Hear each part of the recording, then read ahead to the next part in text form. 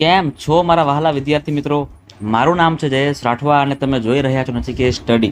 આપણે શીખી રહ્યા છીએ મિત્રો પ્રથમ પરીક્ષા માટેનું ગણિત વિષયનું રિવિઝન, જેમાં આપણે મિત્રો અત્યાર સુધીની અંદર 1 થી લઈને 5 ચેપ્ટરને ખતરનાક રીતે પૂરા કરાવેલા છે. જેમાં મિત્રો આપણે 1 માર્ક્સના પ્રશ્ન જવાબ કેવા પૂછાય છે, 2 માર્ક્સમાં કેવા દાખલાઓ આવે, 3 માર્ક્સમાં દાખલા કેવા આવે અને 4 માર્ક્સમાં દાખલા તમને કેવા પ્રકારના પૂછાઈ શકે છે, એવા તમામ ચેપ્ટર જે આપણે અત્યારે ભણી ચૂક્યા છે એને મિત્રો આપણે સોલ્વ કરેલા છે. જો તમે હજુ સુધી એ બધા વિડીયોઝ ના જોયા હોય ને તો મિત્રો જોઈ જ લેજો. તમારે મિત્રો એસાઇનમેન્ટને કરવાની પણ કોઈ જરૂર નહીં પડે. એકદમ ઓછા સમયગાળામાં મિત્રો આપણે ઘણા બધા કોન્સેપ્ટની વાતો કરેલી છે, ઘણી બધી ચર્ચાઓ આપણે કરેલી છે. ચાલો, હજી આપણે મિત્રો સફર ચાલુ જ છે. હજી આપણે ચેપ્ટર નંબર 6 આપણે કરવાના છે. એટલે આ વિડીયોમાં મિત્રો આપણે ચેપ્ટર નંબર 6 તમને ત્રિકોણ આપેલું છે, તો ત્રિકોણ ચેપ્ટરની અંદર તમને કેટલા માર્ક્સના પ્રશ્ન પૂછી શકે છે એ તમને કેટલીક વાત કરું. તો મિત્રો જનરલી છે ને, જનરલી બોર્ડની એક્ઝામમાં વાત કરીએ ને તો બોર્ડની એક્ઝામમાં ડાયરેક્ટ 4 માર્ક્સના 2 ક્વેશ્ચન પૂછાતા હોય છે, બીજું કશું છે નહીં. માત્ર ને માત્ર 4 માર્ક્સના તમને 2 ક્વેશ્ચન પૂછી નાખશે. બાકી 1 માર્ક્સના ક્વેશ્ચન, 2 માર્ક્સના ક્વેશ્ચન, 3 માર્ક્સના અને એવા તમને કોઈ ક્વેશ્ચન પૂછાતા હોતા નથી. પણ અત્યારે આપણે મિત્રો પ્રથમ પરીક્ષા માટે મોસ્ટ આઈએમપી હોય ને એવા આપણે 1 માર્ક્સના અને 2 માર્ક્સના ક્વેશ્ચનને તૈયાર કરવાના છે. અને ત્યાર પછી 4 માર્ક્સના જે પ્રમેય છે ને એ 2 પ્રમેય આપણે મોઢે કરી નાખશું. એટલે ચેપ્ટર નંબર 6 આપણું આખું રેડી થઈ ગયું. તમારે બીજું કંઈ જોવાની જરૂર જ નથી. આટલું જોશો ને એટલે મિત્રો બધું આવી જવાનું છે, બધું કવર થઈ જવાનું છે. માત્ર ને માત્ર આટલું જોઈ લેજો. આ વિડીયોમાં આપણે 1 માર્ક્સમાં કેવા પ્રકારના પ્રશ્ન પૂછાય છે, હેતુલક્ષી પ્રશ્ન, એની વાતો કરવાની છે. ત્યાર પછીના વિડીયોમાં આપણે ચેપ્ટર નંબર 6 ત્રિકોણ છે ને એમાં 2 માર્ક્સના કેવા ક્વેશ્ચન પૂછાય છે એની પણ આપણે ચર્ચા કરીશું. અને ત્યાર પછી 2 પ્રમેય છે, સમપ્રમાણતાનો પ્રમેય અને થેલિસનો પ્રતિપ પ્રમેય. આવા આપણે 2 પ્રમેય તમને હું સમજાવી દઈશ. બસ આટલું કરશો ને એટલે ઇનફ છે. ચાલો ભાઈ, શરૂ કરી દઈએ આપણે. 1 માર્ક્સના કેવા પ્રકારના ક્વેશ્ચન ત્રિકોણમાંથી આવી શકે છે. સૌથી પહેલો ક્વેશ્ચન તમારી સામે છે. જો ત્રિકોણ PQRમાં ક્યુ ખૂણો કાટખૂણો છે. જો ક્યુ બરાબર 90 એટલે ક્યુ કાટખૂણો કહેવામાં આવે.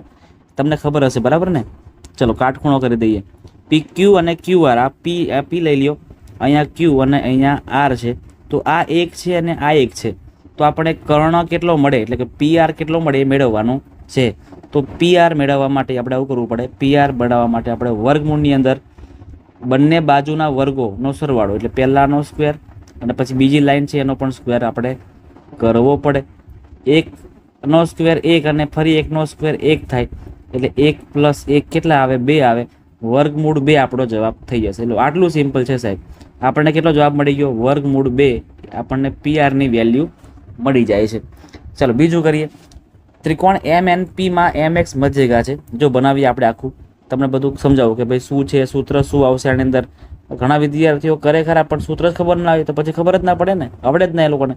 એટલા માટે સૂત્ર પણ શીખવું પડશે. તો કે MNP આપણને આપેલ છે અને વચ્ચેથી એક મધ્યરેખા જઈ રહી છે બરાબર ને. મધ્યરેખા વચ્ચેથી પસાર થાય હંમેશા. જે આપણને MX આપેલું છે એટલે કે X અહીંયા હશે. હવે મિત્રો અહીંયા જો MN² + MP² બરાબર 50 આપણને આપેલું છે અને MX આ લંબાઈ આપણને આપી છે 3.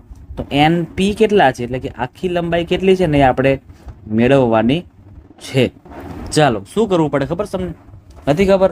વાંધો નહીં, જોઈ લો. ચલો શું કરવાનું છે. તો તમારે મિત્રો એક સૂત્ર મોઢે કરવું પડે. કયું ખબર છે? તો કે જો MN² + MP², MN² + MP² બરાબર 2 અંદર કૌંસની અંદર MX² પ્લસ NP એનો પણ સ્ક્વેર. આ તમારે સૂત્ર ખાસ મૂકી દેવું પડે. ચલો આની વેલ્યુ આપણને 50 આપી દીધી છે ઓલરેડી. આ 2 છેદમાં લઈ આવો એટલે 2 છેદમાં આવે. MX², MXની કિંમત 3 છે એટલે 3નો વર્ગ 9 થાય પ્લસ NP². 50 ભાગ્યા 2 કરો એટલે 25 થાય બરાબર 9 પ્લસ NP². 9ને આગળ લઈ જાઓ એટલે 25 - 9 બરાબર NP². 25 - 9 કરો એટલે 16 થાય. 16 બરાબર NP². હવે શું કરીએ તો કે NP² આપણને 16 મળે છે. તો NP કેટલા મળે? તો કે 16નું વર્ગમૂળ 4 થાય. એટલે NP આપણને કેટલા મળી ગયા? 4 મળી ગયા છે. ક્લિયર છે ને? 4 આપણો મિત્રો જવાબ થઈ જાય છે. આગળ જોઈએ છે. આ પણ ખૂબ સિમ્પલ દાખલો છે ભાઈ, કે ભાઈ 17 સેમી લાંબી આવી નિશારણી છે, બરાબર ને, આ નિશારણી છે, એને આપણે આ દિવાલના છેડે આપણે અડાઈને ઊભી રાખેલી છે. તો આપણને માપ જો કયા કયા આપેલા છે જોજો. અહીં કાટખૂણો બનશે, આ 17 આપણને આપેલા છે, દિવાલથી 8 મીટર દૂર છે, આ દિવાલથી આ અંતર 8 છે. તો નિશાણીનો ઉપરનો છેડો આ આટલું અંતર કેટલું હશે? તો મિત્રો આને કહેવાય પાયથાગોરસનો પ્રમેય. ફરીથી જો, આ 17નો વર્ગ બરાબર અહીંયા આપણે એક્સ ધારી લો, તો અહીંયા એક પહેલાનો એટલે એક્સનો સ્ક્વેર પ્લસ 8નો સ્ક્વેર, આપણે આવું કરવાનું. 17નો વર્ગ 289 થાય, અને 8નો વર્ગ -64 કરી દઈએ આપણે, બરાબર ને, એક્સ સ્ક્વેર ને એક્સ સ્ક્વેર. 289 માંથી 64 ને કાઢો એટલે 225 થશે. 225 બરાબર એક્સ સ્ક્વેર, તો સ્ક્વેર કાઢો એટલે 225 વર્ગમૂળ થઈ જાય, એટલે ખાલી ને ખાલી 15 આપણો જવાબ થશે. એટલે મિત્રો એક્સ બરાબર કેટલા મળશે આપણને? 15 મળશે. ક્લિયર છે? એક્સ બરાબર 15 એટલે આ આપણો જવાબ બનશે કે ભાઈ દિવાલ છે ને, દિવાલને 15 મીટર ઊંચાઈએ અડકે. ત્યાર પછીનો ક્વેશ્ચન, ત્રિકોણ એબીસી અને DEF એ બંને સમરૂપ છે. જોજો, લખીએ આપણે 2AB બરાબર DE. હવે જો બનાવીએ આપણે અહીંયા કે કયું કયું સમરૂપ છે. આ ત્રિકોણ લખી દઈએ અને અહીંયા લખી દઈએ, આ A, આ B અને આ C, આ D, અહીંયા E અને આ F. AB ના છેદમાં DE આવે. ક્લિયર છે ને? જોજો, AB ના છેદમાં આપણે DE કરી દઈએ, તો બીજું શું?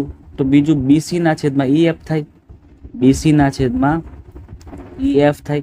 હવે તમે જોઈ શકો છો મિત્રો એવી રીતે કે આ 2AB છે, આ શું છે મિત્રો? 2AB છે. તો આ DE પણ શું બનશે? પછી આપણે ડબલ કરી શકીએ, એવી રીતે કરી શકીએ ને. ચલો, BC નું માપ મિત્રો 8 આપેલું છે, તો 2 × 8 કરી નાખો એટલે આપણને EF મળી જશે. ક્લિયર કટ વસ્તુ છે સાહેબ, ક્લિયર કટ વસ્તુ છે. તો 8 × બીજા 2 કરો, ડબલ કરો એટલે 16 આવી જાય, એટલે 16 તમારો જવાબ થઈ જાય છે. ત્યાર પછી ત્રિકોણ ABC માં ખૂણો A નો દ્વિભાજક બિંદુ BC ને D માં છેદે છે. બનાવીએ જો પહેલા આપણે આવી રીતે આખું A નો દ્વિભાજક એટલે કે A ના સમાન ભાગ કરતું હોય છે. A, B અને C, એમાં D છે એ દ્વિભાજક છે. હવે જોજો, AB ની કિંમત 6 આપેલી છે, એટલે કે આ કિંમત 6 છે. AC ની કિંમત 5 છે. BD આપણને આપેલા છે 3, તો BC આપણે આખું મેળવવાનું છે. જો શું કોણ ખબર છે, આમાં પણ આપણે સમપ્રમાણતાનો પ્રમેય આવશે કે ભાઈ AB ના છેદમાં AC, AB ના છેદમાં AC, એવી રીતે BD ના છેદમાં CD, BD ના છેદમાં CD. હવે આને કરીએ, કિંમતો મૂકી દઈએ ફટાફટ. AB ની વેલ્યુ છે 6, આની વેલ્યુ છે 5, આ બાજુ BD ની વેલ્યુ છે 3 અને CD ખબર નથી. તો 3 × 5 = 15, 15 ના છેદમાં 6 બરાબર CD. 15 ના છેદમાં 6 કરો ને તો 6 × 2 = 12, 6 × 5 = 30, 2.5 આપણને CD મળશે. CD મળી ગયા 2.5. આપણને આખું BC જોઈએ છે, તો 3 + 2.5 કરો એટલે 5.5 આપણો જવાબ થશે. BC બરાબર 5.5 થશે. આગળનો ક્વેશ્ચન, ત્રિકોણ ABC માં બિંદુ P અને Q અનુક્રમે AB અને AC ના બિંદુઓ છે. PQ ને જો બનાવી દઈએ, પહેલા આપણે આખું પહેલા બનાવીને રેડી કરી દઈએ. આ એના મધ્ય બિંદુઓ છે P અને Q, A, અહીંયા B અને અહીંયા C. તો દેખીતી વાત છે સાહેબ કે AP ના છેદમાં PB આવે, AP ના છેદમાં PB, એના AQ ના છેદમાં QC, AQ ના છેદમાં QC. ચલો, કિંમતો કઈ કઈ આપેલી છે ગોઠવી દઈએ. AP ની વેલ્યુ આપણને આપેલી છે 5, PB ની આપેલી છે 12, AQ આપણને 8 આપ્યા છે, QC આપણને ખબર નથી. આપણને પાછું AC મેળવવાનું છે, મેળવી લેશું, વાંધો નહીં. જો અહીંયા 12 × 8 કરો એટલે 12 × 8 છેદમાં 5 બરાબર QC. 12 × 8, 12 × 8 = 96, 96/5 બરાબર QC. કરીએ આપણને 96/5 કરીએ. જોજો, 5 × 1 = 5, 4 વધશે 46, 5 × 9 = 45 અને 5 × 2 = 10, 19.2 આપણને મળે છે QC. QC આપણને 19.2 મળે છે. તો આ 19.2 અને AQ આપણને 8 આપેલા છે. તો 19માં બીજા 8 ઉમેરો તો કેટલા આવે? 27 અને 0.5 ના 0.5 એટલે આખું AC આપણને કેટલું મળશે? 27.5 સેન્ટીમીટર આપણને મળી જાય છે. રેડી? ચાલો આગળ. આપેલ આકૃતિમાં ABC નો ખૂણો B કાટખૂણો છે. તો ADB વચ્ચેનો ખૂણો કાટખૂણો ક્યાં બને એ ગોતી લેવાનું.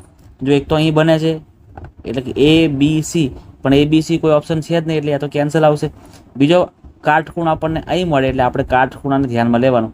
તો કાં તો બી ડી જી બોલાય, કાં તો જી ડી બી, બંનેમાંથી જે હશે એ આપણો આન્સર. તો બી ડી જી બરાબર ને, સોરી જી કઈ સી છે ને, હા B D C. B D C ક્યાં છે? હા ઓપ્શન ડી આપણો સાચો આન્સર બનશે. ઓપ્શન ડી આપણો સાચો આન્સર થઈ રહ્યો છે. ત્રિકોણ એબીસીમાં અને ડીઈએફમાં જો આવું કરી દેવાનું અંદર એ, પછી અહીંયા બી કરો, અહીંયા સી, અહીંયા ડી, અહીંયા ઈ, અહીંયા એફ. એનું માપ કેટલું છે? જો એનું માપ છે 50, બી છે 70 અને આ બાજુ સી કેટલા છે? તો કે સી 60 છે. એવી રીતે અહીંયા ડીનું માપ કેટલું છે? તો કે 60 અંશ છે. ઈનું માપ કેટલું છે? તો કે 70 છે અને આનું 50. ચલો જોડકા જોડ નાખો, 50 50 ભેગા થઈ જાય. બી વાળું ક્યાં છે ભાઈ? 70 આ રહ્યું અને આ 60. એટલે એ બી સી એકરૂપ થશે, સમરૂપ થશે. F E D, F E D આપણો જવાબ થાય છે. એફ ઈ ડી ક્યાં છે ભાઈ? આ રહ્યું. ઓપ્શન બી આપણો રાઈટ આન્સર થઈ જાય છે. એના પછીનો દાખલો, ત્રિકોણ એબીસી અને ત્રિકોણ ડીઈએફમાં એ બીના છેદમાં ડીઈ છે, બીસીના છેદમાં એફ ડી છે. જો આની પરથી પાક્કું થઈ જાય, એકદમ ખબર પડી જ જાય આપણને, કંઈ જોવાની જરૂરત નહીં. એ બીના છેદમાં ડીઈ અને બીસીના છેદમાં એફ ડી. જો અહીંયા બી કોમન છે, અહીં પણ બી, આ બંનેમાં બી બી કોમન છે, તો આમાં બંનેમાં કોમન કોણ છે? જુઓ તો સાહેબ, તો આમાં તમે જોઈ શકો છો કે ડી ઈ, તો ડી આમાં કોમન છે, મતલબ કે સિમ્પલ છે કે બી બરાબર શું આવવાનું? અહીંયા ડી આવવાનું. ચલો હવે બી બરાબર તો ડી થઈ ગયું, તો એ બરાબર ઈ હશે. રેડી? એ બરાબર ઈ, તો બાકી રહ્યું સી, તો ઈ ડી અને અહીંયા એફ આવશે. તો ઈ ડી એફ આપણે શું પૂછ્યું છે? ચલો એ બરાબર ઈ, બી બરાબર ડી અને સી બરાબર એફ. આવું હોય તો સાચું ગણાશે. તો બી બરાબર ઈ, ના ભાઈ નથી. બી બરાબર ડી, હા ભાઈ સાચી વાત છે. આ રહ્યો આપણો ઓપ્શન બી સાચો આન્સર થાય છે. એ બરાબર ડી આપણે તો ખોટી વાત છે અને એ બરાબર એફ ખોટી વાત છે. બી બરાબર ડી સાચી વાત છે, એટલે આ આપણો રાઈટ આન્સર થશે. ત્યાર પછીનો ક્વેશ્ચન સમજીએ છીએ આપણે, એ પણ સેમ એને જેવું જ કરવાનું છે સાહેબ. જોજો, એ એટલે ડી કહેવાય, બી એટલે ઈ અને સી એટલે એફ કહેવાશે. તો જોજો તમે અહીંયા ખાસ, અહીંયા 45 અંશ છે. જો આનું એ બી અને સી. એ એટલે કોણ છે? તો કે એ એટલે ડી છે, બી એટલે વચ્ચેવાળું ઈ છે અને સી એટલે એફ છે. આપણને માપ કોના કોના જાણીએ છીએ? તો કે એનું માપ જાણીએ છીએ અને ઈ ખબર છે, બરાબર છે ને? તો આપણે સી મેળવવાનું છે. હવે ઈનું જેટલું માપ હોય એટલું જ માપ આનું બી હોવાનું. એટલે આનું માપ છે 45, આનું માપ છે 56. તો આનું મળે કેવી રીતના? ત્રિકોણના ત્રણેય ખૂણાના માપનો સરવાળો કરો, આપણને ખબર નહીં, 180 અંશ થાય. એટલે આના સરવાળામાંથી આપણે આને માઇનસ કરી દેવાનું છે. ચલો 6 ને 5 11 ને ફરી 11 ઉપર વધી પડી, 5 ને 5 10, 101. 180 માંથી આપણે 101 ને ઓછા કરી નાખવાના છે. કરી નાખીએ ને સાહેબ, શું ચિંતા કરો છો? 79 દેખાય ને એ તમારો જવાબ થશે. 79 મિત્રો આપણો આન્સર થાય છે. ક્લિયર? આગળ નેક્સ્ટ ક્વેશ્ચન જોજો. એબીસી અને પીક્યુઆર એ સમરૂપ છે. ત્રિકોણ એબીસીની પરિમિતિ, સૂત્ર છે એબીસીની પરિમિતિ, ત્રિકોણ પીક્યુઆરની પરિમિતિ બરાબર પીક્યુના છેદમાં એબી, સોરી ઉપર એબી લખવું પડશે ને, કારણ કે એબીસી ઉપર છે એટલે એબીના છેદમાં પીક્યુ. બસ કિંમતો મૂકી દો, જવાબ રેડી છે. ચલો ભાઈ, એબીસીની પરિમિતિ 60 છે, પીક્યુઆરની 36 છે. એબી બરાબર નથી ખબર આપણને, પીક્યુ બરાબર 9 આપેલા છે. 60 ગુણ્યા 9 અને છેદમાં આવશે 36. 9 ચોક 36 અને 4 15 ચોક 60, મતલબ કે 15 આપણો જવાબ થશે. 15 મિત્રો આપણો જવાબ થાય છે. તો કંઈક આવા જ પ્રકારના પ્રશ્ન તમારી એક્ઝામમાં જો પૂછાય ને 1 માર્ક્સમાં, તો આવા જ પ્રકારના પ્રશ્ન તમારી એક્ઝામમાં મિત્રો હશે. વધારે કંઈ વિશેષ તમારે આમાં આવવાનું છે નહીં. આટલું કરશો ને તોય ઇનફ છે. શું કહું છું? આટલું કરો ને સાહેબ તોય ઇનફ જ છે. બધા તમારે કરવાની કંઈ જરૂર જ નથી. હવે આપણે આની પછીના વિડીયોઝની અંદર છે ને આ જ ચેપ્ટરના 2 માર્ક્સના ક્વેશ્ચન છે ને, 2 માર્ક્સના ક્વેશ્ચન એને પણ આપણે કરી લેવાના છે. તો તમને એક્ઝામમાં જરાય ચિંતા રહે જ નહીં. બાકી મિત્રો બોર્ડની એક્ઝામમાં ચિંતા કરતા નહીં. બોર્ડની એક્ઝામમાં તમને 4 માર્ક્સના 2 ક્વેશ્ચન પૂછાશે. તમારે બંનેમાંથી કોઈ પણ તમારે એક જ લખવાનો રહેશે. બાકી આમાંથી તમારે 1 માર્ક્સ 2 માર્ક્સ કે 3 માર્ક્સનું કશું આવવાનું છે નહીં. આ તૈયારી આપણે માત્ર ને માત્ર પ્રથમ પરીક્ષા માટે જ કરી રહ્યા છીએ, એટલે ત્યારે એના પર જ ફોકસ કરજો. એક્ઝામ પૂરી થાય પછી તમારે આ 1 માર્ક્સ 2 અને 3 તમારે કરવાની કોઈ જરૂર જ નથી. તમારે હવે ધ્યાનથી બધા જ બંને જે પ્રમેય છે ને એ પ્રમેયને તમારે પાકા કરી નાખવાના છે. કોઈ પણ એક પ્રમેય તમારી એક્ઝામમાં હશે. ક્લિયર છે મિત્રો? તો મળીએ છીએ હવે નેક્સ્ટ વિડીયોની અંદર. ત્યાં સુધી જે પણ વિદ્યાર્થીઓ નવા છે ખાસ મિત્રો ચેનલને સબસ્ક્રાઈબ કરી નાખજો જો તમે ના કરી હોય તો. તમને વિડીયો ગમ્યો હોય ને તો વિડીયોને મિત્રો મસ્ત મજાની એક લાઈક પણ મારી દેજો. તમારા મિત્રો સાથે આ વિડીયોને શેર પણ કરજો.